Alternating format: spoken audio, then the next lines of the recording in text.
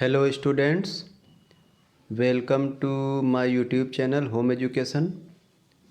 Today I am going to explain lesson number 4 from the diary of Annie Frank from First Flight book class 10 CBSE board. So are you ready? Listen this explanation very carefully and attentively. तो student मेरे इस explanation को सुनते हुए आप मेरे channel home education को subscribe कर लें ताकि आपको क्लास 9 से लेकर क्लास 12 तक के इंग्लिश लिटरेचर और ग्रामर के वीडियो मिलते रहें। तो आइए मैं आपको from the diary of Anne Frank शुरू कर देता हूँ। तो सबसे पहले बिफोर यू रीड मैं बता रहा हूँ आपको। एनेलीज मैरी एनी फ्रैंक 12 जून 1929। एनी फ्रैंक का पूरा नाम एनेलीज मैरी फ्रैंक था, जिनका जन्म 12 जून 1929 में हुआ था। फरवरी / मार्च 1945 और इनका देहांत जो है फरवरी या मार्च 1945 में हो गया था। वाज ए जर्मन लड़की थी। बॉर्न जेविश गर्ल, ये यहूदी लड़की थी, यहूदी फैमिली में पैदा हुई थी। Who wrote while in hiding with her family and 4 friends in Amsterdam during the German occupying of the Netherland in world war 2। जिन्होंने ये लेख छुप करके लिखा था अपने परिवार के साथ और अपने 4 मित्रों के साथ एम्स्टर्डम में छुप कर लिखा था, जब जर्मन लोग वर्ल्ड वार 2 में नीदरलैंड की तरफ कब्जा कर रहे थे। Her family had moved to Amsterdam after the Nazis gained power in Germany. उसका परिवार एम्स्टर्डम गया था। नाजिस लोग जब जर्मनी में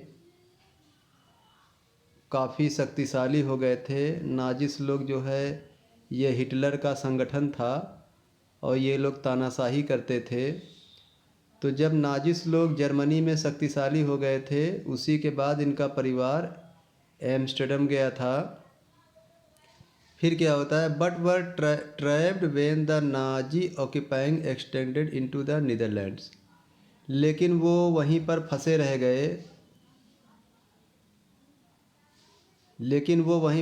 रह गए जब नाजी लोग आगे बढ़ने लगे, नीदरलैंड्स की तरफ बढ़ने लगे। As persecutions against the Jewish population increased, क्योंकि यहूदी लोगों की जनसंख्या के विरुद्ध एक शोषण अभियान चल रहा था हिटलर के द्वारा या नाजिस के द्वारा। The family went into hiding in July 1942 in hidden room in her father Otto Frank's office building. ये परिवार 1942 में एक एनी फ्रैंक के पिता ओटो फ्रैंक का ऑफिस बिल्डिंग में एक रूम था, वहीं पर छिप गया। आफ्टर 2 years इन हाइडिंग, 2 वर्ष छुपने के बाद, the group was betrayed and transported to concentration camp system. इस ग्रुप को धोखा दिया गया, मतलब धोखा देकर पकड़ लिया गया और इस ग्रुप को फिर कंसंट्रेशन कैंप ले जाया गया, प्रताड़ना कैंप ले जाया गया। Where Anne died of typhus in Bergen Belsen within days of her sister Margaret Frank. जहाँ पर जो है एनी फ्रैंक टाइफस नामक बीमारी से मर जाती है बर्गन बेल्सन में। ये वो दिन था जब उसकी बहन मार्गरेट फ्रैंक भी वहाँ थी। Her father Otto, the only survivor of the group, return to Amsterdam after the war ended. War समाप्त होने के बाद सिर्फ उसके पिताजी ही एकमात्र सर्वाइवर बचे थे इस ग्रुप में जो एम्स्टर्डम लौट गए थे। To find that her diary had been saved, उसकी डायरी को सुरक्षित पा करके convince that it was a unique record, उन्होंने ये माना कि ये एक दुर्लभ रिकॉर्ड है। He took action to have it publish in English under the name the diary of a young girl, उन्होंने एक एक्शन लिया कि इस डायरी को इंग्लिश भाषा में पब्लिश कर दें और उसका टाइटल उन्होंने दे दिया the diary of a young girl. The diary was given to Anne Frank of her 13th birthday and chronicles the events of her life from 12 June 1942 until its final entry of 1 August 1944। ये diary any Frank को उसके 13वें birthday में दिया गया था, जिसमें उन्होंने अपने जीवन का रिकॉर्ड 12 जून 1942 से शुरू करते हुए और इसकी अंतिम एंट्री 1 अगस्त 1944 तक का विवरण इन्होंने दिया है डायरी में। It was eventually translated from its original Dutch into many languages, इस डायरी की जो ओरिजिनल लैंग्वेज है वो डच थी और डच से जो है कई भाषा में ट्रांसलेट किया गया। And became one of the world's most widely read books, और ये जो डायरी इनकी है ये संसार की सबसे ज़्यादा पढ़ी जाने वाली बुक बन गई। There have also been several films, television and theatrical productions and even an opera based on the diary। इस डायरी पर आधारित कई फिल्म बन चुकी है, टेलीविज़न प्रोग्राम बन चुके हैं, सिनेमा के प्रोडक्शन बन चुके हैं, यहाँ तक कि ओपेरा के भी कई प्रोग्राम बन चुके हैं। Described as the work of a mature and insightful mind, the diary provides an intimate examination of daily life under Nazi occupation। ये डायरी एक परिपक्व और जागरूक मस्तिष्क वाली लड़की के जीवन के बारे में वर्णन तो करता ही है, साथ में ये डायरी जो नाजी संगठन हिटलर का चल रहा था उस दौरान डेली लाइफ क्या थी उसका भी ये वर्णन डायरी करती है। Anne Frank has become one of the most renowned and discussed of the holocaust victim, Anne Frank को मान लिया गया कि ये बहुत ही चर्चित लड़की हैं जिनको काफ़ी ज़्यादा सताया गया, प्रताड़ित किया गया। आगे चलते हैं।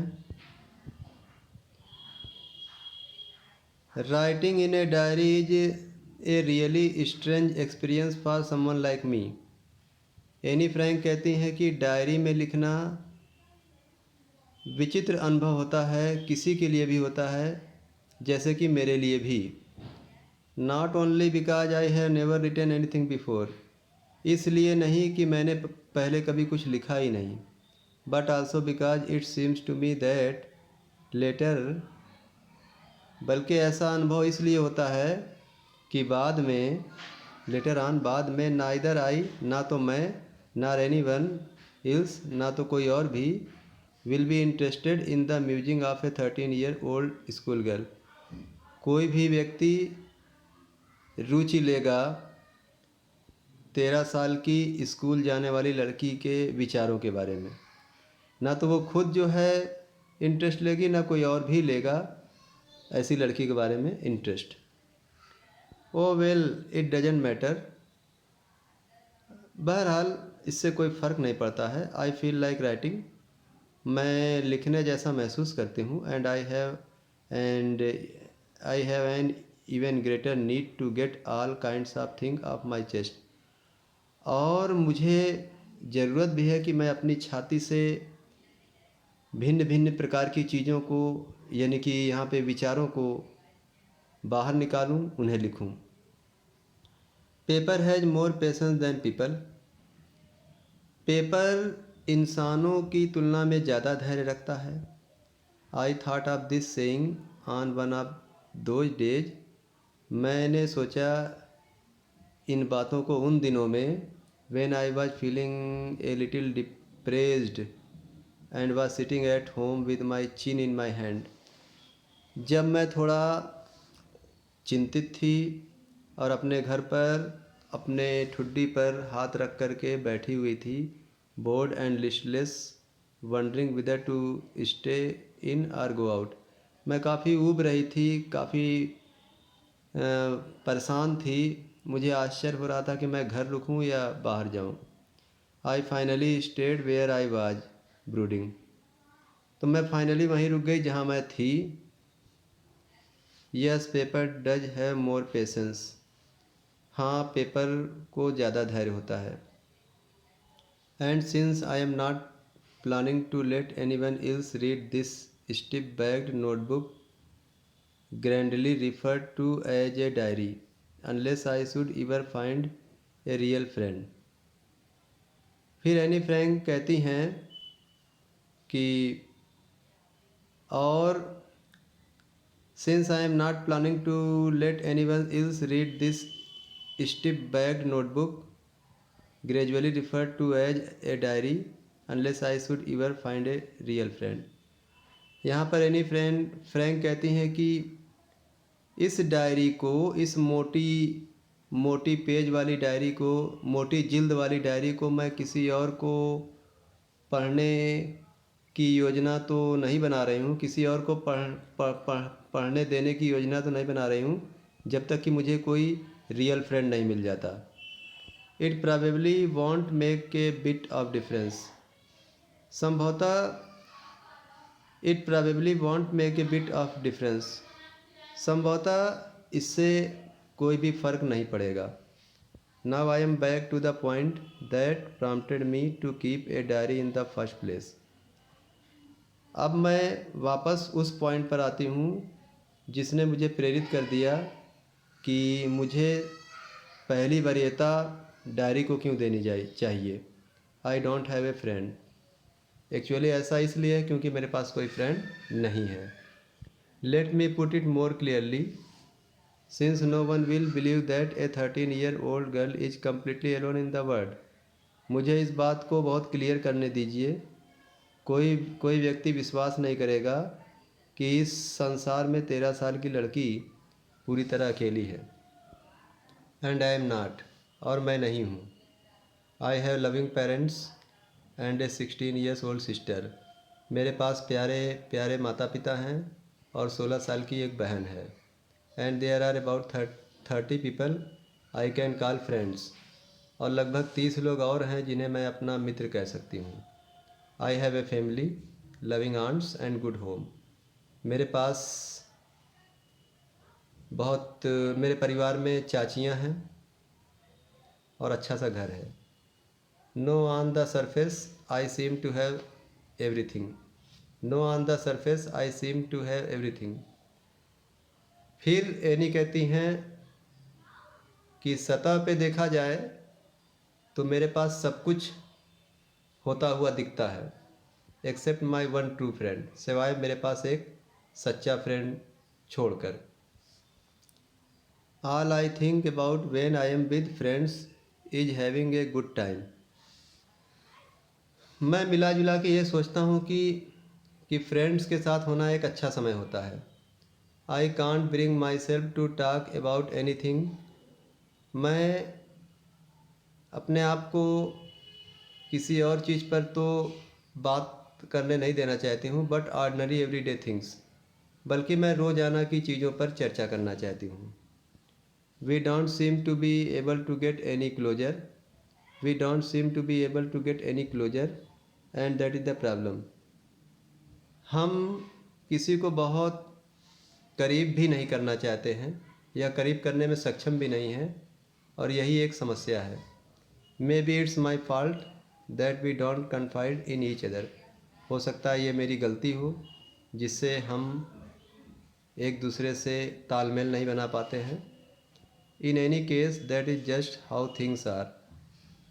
किसी मामले में जो चीज़ें जैसी होती हैं वैसी होती हैं, and unfortunately they are not liable to change. और दुर्भाग्य से वो चीज़ें बदलती भी नहीं हैं। This is why I have started the diary. यही कारण है कि मैंने डायरी लिखना शुरू किया। To enhance the image of this long awaited friend in my imagination, मेरी कल्पना में यह एक लंबा समय तक चलने वाला अस्थाई मित्र है।